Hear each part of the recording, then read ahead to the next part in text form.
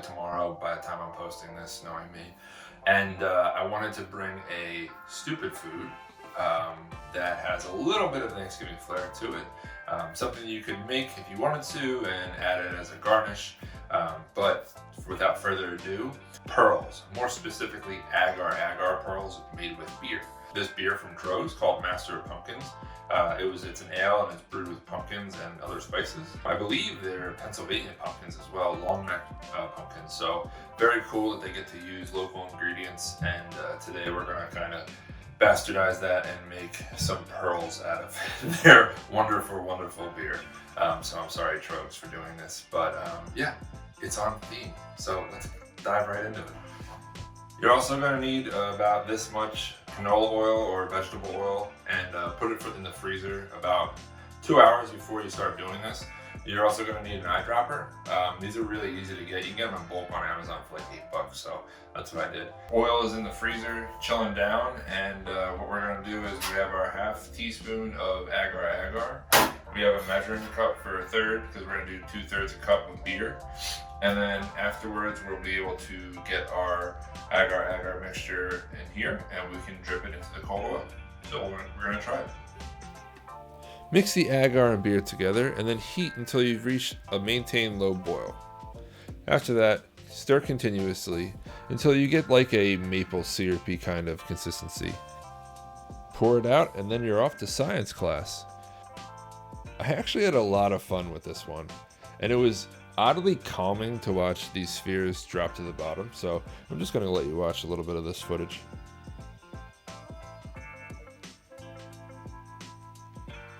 When you've used up all of your mixture, get out a colander and a pot and strain the beer pearls. When they come out, they will be a little oily, so you'll need to wash them off. And there you have it, beer pearls. Now get out your pie, or in my case, a pumpkin cheesecake.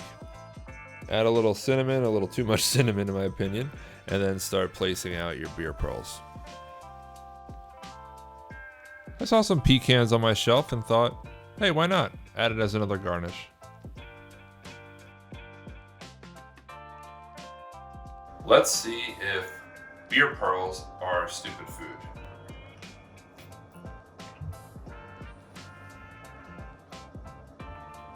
I mean,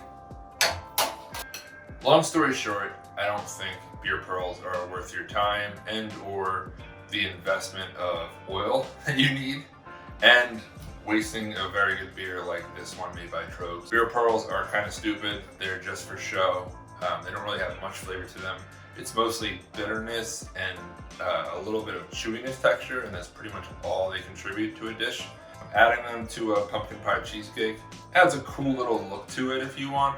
And you can say that the pearls are made from a pumpkin beer. But all in all, beer pearls, stupid food.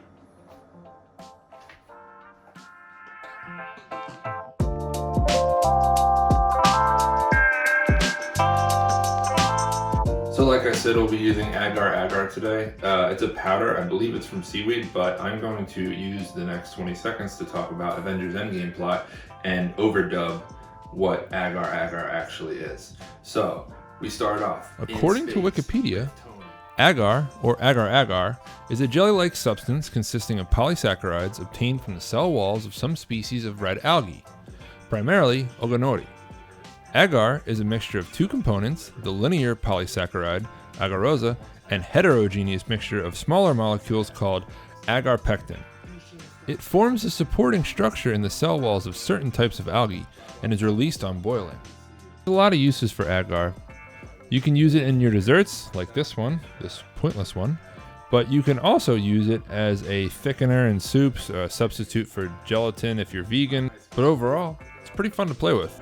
Alright, clearly I went over the 20-second mark. Let's get back to this recipe. And then Iron Man steals the Infinity Gems, and he does his snappy thing, and every bad guy turns into dust. And that's pretty much Avengers Endgame.